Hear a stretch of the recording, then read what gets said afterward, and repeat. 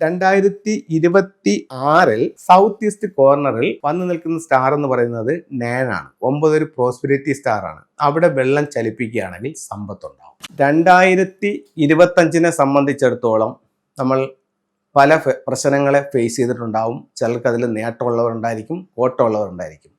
എന്നാൽ 2026 നമുക്ക് സാമ്പത്തികമായി പുരോഗതി ഉണ്ടാവാനായിട്ട് ഏത് ദിക്കിൽ എന്ത് ചെയ്യണം എന്നുള്ളത് പറയാം.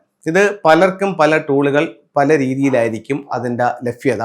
അതുകൊണ്ട് ഞാൻ ഒരു 5ഓളം കാര്യങ്ങൾ പറയാം. അതിൽ നിങ്ങൾക്ക് ഏറ്റവും സൗകര്യപ്രദമായിട്ടുള്ള ഒരു 2 കാര്യമെങ്കിലും ചെയ്യുക.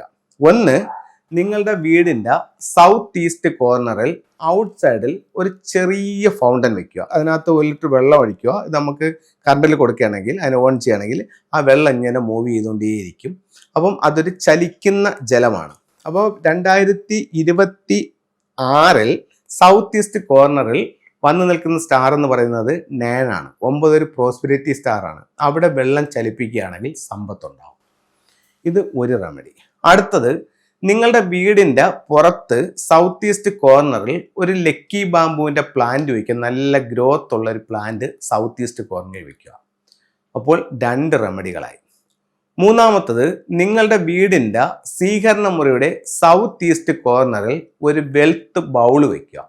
ഒരു ക്രിസ്റ്റലിൻ്റെ ബൗൾ എടുക്കുക. അതിനകത്ത് ചൈനീസ് കോയിൻ, സിട്രിൻ, ഇൻഗോട്ട് ഇതെല്ലാം കൂടെ അതിനകത്ത് വെച്ചിട്ട് ഒരു വെൽത്ത് വേസ് ആയിട്ട് കാണുമ്പോൾ ഒരു നിധി ഇരിക്കുന്നത് പോലെ ഫീൽ ചെയ്യുന്ന രീതിയിൽ നിങ്ങളുടെ സ്വീകരണ മുറിയുടെ സൗത്ത് ഈസ്റ്റിലോ നിങ്ങളുടെ മൊത്തം വീടിൻ്റെ സൗത്ത് ഈസ്റ്റ് കോർണറിലോ നിങ്ങൾക്കിത് വെക്കാവുന്നതാണ്. ഇത്തരത്തിലുള്ള ഒരു ഡ്രാഗൺ ബോട്ട് നിങ്ങളുടെ സ്വീകരണ മുറിയുടെ സൗത്ത് ഈസ്റ്റ് കോർണറിലോ മൊത്തം വീടിൻ്റെ സൗത്ത് ഈസ്റ്റ് കോർണറിലോ ഇത് വെക്കാവുന്നതാണ്. അത് നിങ്ങൾക്ക് സാമ്പത്തികമായിട്ട് ഉയർച്ച ഉണ്ടാക്കും.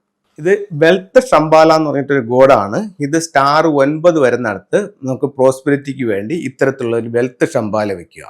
ഇതിൽ ഏതെങ്കിലും ഒരു 2 ടൂളുകൾ വെച്ച് നിങ്ങളൊന്ന് പരീക്ഷിച്ച് നോക്കൂ. 2026 നിങ്ങൾക്ക് സാമ്പത്തികമായിട്ട് ഒത്തിരി ഉയർച്ചകളുള്ള ഒരു വർഷമായി തീരട്ടെ എന്ന് പ്രാർത്ഥിച്ചുകൊണ്ട് നിർത്തുന്നു. നന്ദി, നമസ്തേ.